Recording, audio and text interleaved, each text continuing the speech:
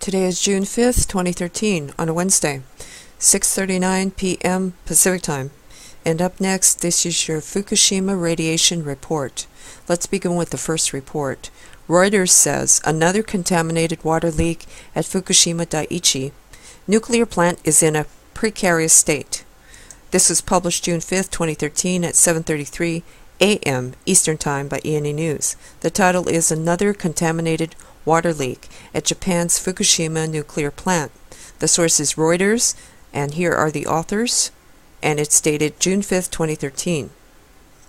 Another contaminated water leak at Japan's Fukushima nuclear plant.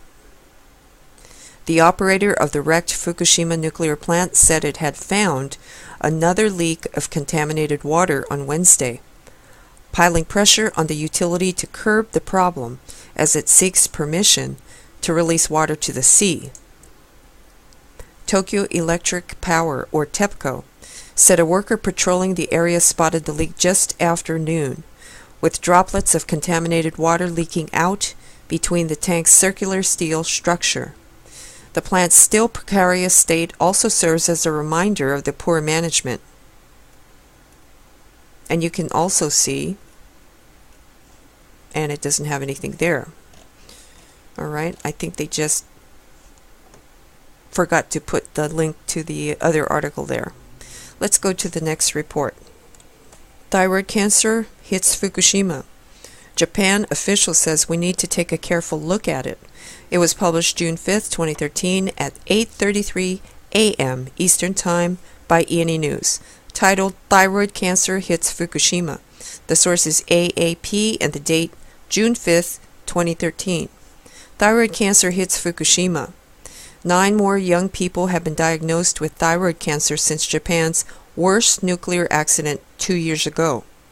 That has brought the total number of cancer cases to 12 residents who were 18 or younger at the time of the meltdowns at the Fukushima Daiichi nuclear plant. Fukushima's survey examines people who have no symptoms across the board, and it is hard to evaluate it because there is no comparable data.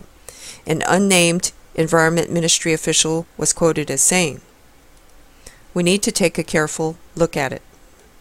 And here is another report that you can check out if you wish. Let's go to the next report. Just a moment. Report. Japanese rice allegedly caused diarrhea. Officials told not to send any more donated rice. Locals say government is playing with public health. This was published June 5th, 2013 at 9:52 a.m. Eastern Time by E&E News. Title: Japan donated rice unsold in Jumia. The source is Republica. The author is D.B. Buha. The date is June 4, 2013. HT Anonymous Tip.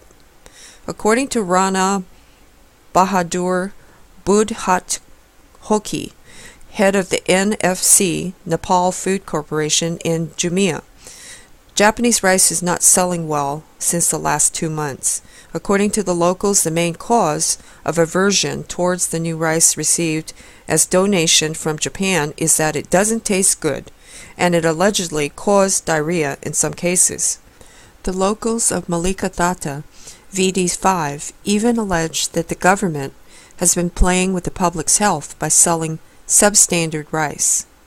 Around 4,600 quintals of Japanese donated rice was already at NFC's Jumla depot, but the government this year dispatched another 1,500 quintals. The depot also said it had asked the NFC head office not to send Japanese donated rice anymore, but the request fell on deaf ears. And you can also see this report if you wish. Let's go to the next report. Asahi says TEPCO failure may have increased Fukushima radiation release. Concern over lethal levels escaping from ruptured containment vessel. And this was published June 5th, 2013 at 5:19 p.m. Eastern Time by E&E News. The title is TEPCO's failure at math may have increased radiation release at Fukushima plant. The source is AJW by the Asahi Shimbun. The author is Toshihiro Okuyama, and the date is June 5th, 2013. Workers miscalculated pressure levels inside a reactor during the early stages of the Fukushima nuclear crisis, leading to a reduction in cooling water and a possible increase in the volume of radioactive materials released.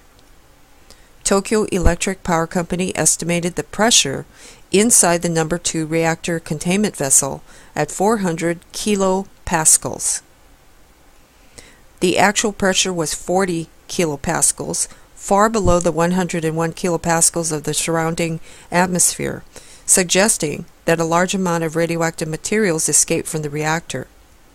TEPCO later discovered the mistake but did not announce it. I think the airtightness of the containment vessel has not been maintained, Tadayuki Yokomura said, according to a video footage of a TEPCO teleconference. The difficulty in venting fueled concerns that mounting pressure could rupture the containment vessel and release lethal levels of radioactive materials. Early on March 15, TEPCO temporarily evacuated all but the minimum required 70 or so workers from the plant compound. And you can also see this report if you wish. And that's going to do it for your Fukushima radiation report. Thanks for watching, and please stay safe. Pink out.